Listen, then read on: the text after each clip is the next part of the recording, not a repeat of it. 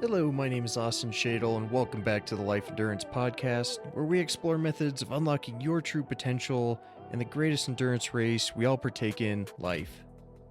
Have you ever found yourself in a self-destructive state when you continue to do things that you know don't serve you?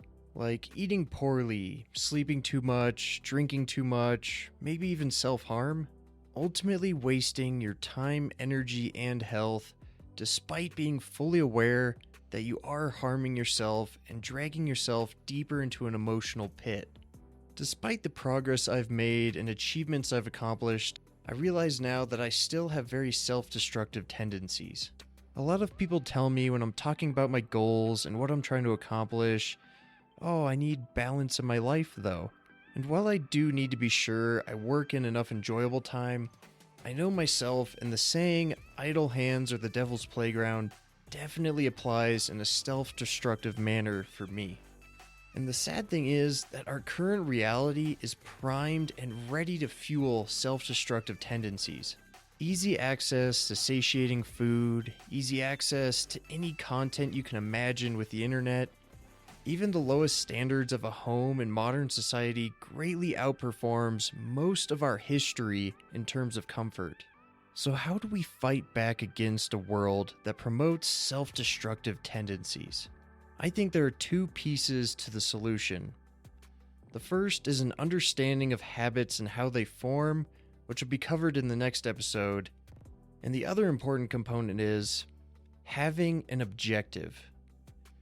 In terms of history, it wasn't that long ago that we as humans spent every day hunting and gathering, praying that you could find enough animals, plants, and water to survive the next month, week, or maybe even day.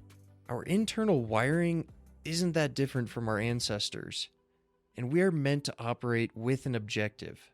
And we should be grateful that now we have the luxury to make that objective whatever we want. Listen to my 8760 episode breaking down how much time we realistically have to spend on whatever we want, and you'll better understand also why this means it can be easier to fall into self-destructive patterns. The clear denominator between times where I was self-destructive versus advancing or maintaining my health and well-being was whether or not I had a clear objective that I was hyper-focused on and chasing every day. So what do I mean by an objective? I asked myself this, and I think what you choose as an objective should fall into one or both of these characteristics. And I would recommend having at least one of each at all times. And those are constructive and healthy. So for example, fitness objectives. I would say these should fall under the healthy category. This could be seeking a different body composition by losing fat or gaining muscle. To do either of these properly, you need to be conscious of your actions, your workouts, and your food intake. There's so much to learn about fitness and the human body. And you also have to put in the time and energy for working out. Fitness could also be specific goals for, say, rock climbing, running, triathlons, hiking, or powerlifting. So think of an objective that has a positive benefit for your health. And do not be afraid to choose a big one, but also be prepared to set smaller goals to get there if you do. If you haven't exercised in years and are 100 pounds overweight, but want to do an Ironman one day, hell yes, you can do it, but it will take longer for you to reach that goal than, say, an active marathon runner who just needs to pick up swimming and biking. But I'll get off my soapbox now. So now for the constructive category. Everyone can probably think of a time where they got obsessed with something like building Legos, Barbie houses, learning an instrument, fixing cars, painting, or other art forms. And now that we don't have to spend our lives fighting tooth and nail just to survive, these are the kinds of things that fill the void.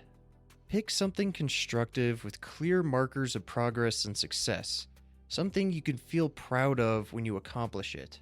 By having these kinds of objectives and using them to fill any idle time we have is a key to avoiding our self-destructive tendencies. So stop what you're doing right now and do an inventory. Do I have an objective that I can use to fill any idle time that I have? And do I have an objective that will better my health? If yes, then great. remember how powerful they can be and maintain them as a priority every day. But if you don't, I challenge you to choose one of both before the end of the day. And don't worry if you're not super confident in your choices. The focus is to start taking action and using your time productively. You can refine your goals as you get a clearer understanding of whatever it is you chose to pursue. And that wraps it up for today's episode. I hope everyone is feeling motivated and excited about the future. Stay focused on your goals and don't feel guilty when you block out the world and its poor influences. On the topic of health goals, check out my favorite supplement brand, Cage Supplements, with the link in the description. They have a wide variety of workout and wellness products that I've been using for years. Use my link and the code SHADY15 to save 15%. And if you're looking for some high quality and durable clothes for reaching your goals, check out Kettle Mountain with my affiliate link. I can confirm they are as good as advertised and have a lifetime repair guarantee, so you won't have to flinch at spending the money like I always do when buying clothes. And use the code BEAST to save a massive 20% today. To learn more about my personal objectives, follow me on Instagram at endurancebeast. Thank you for listening today, and as always, I look forward to sharing the next episode.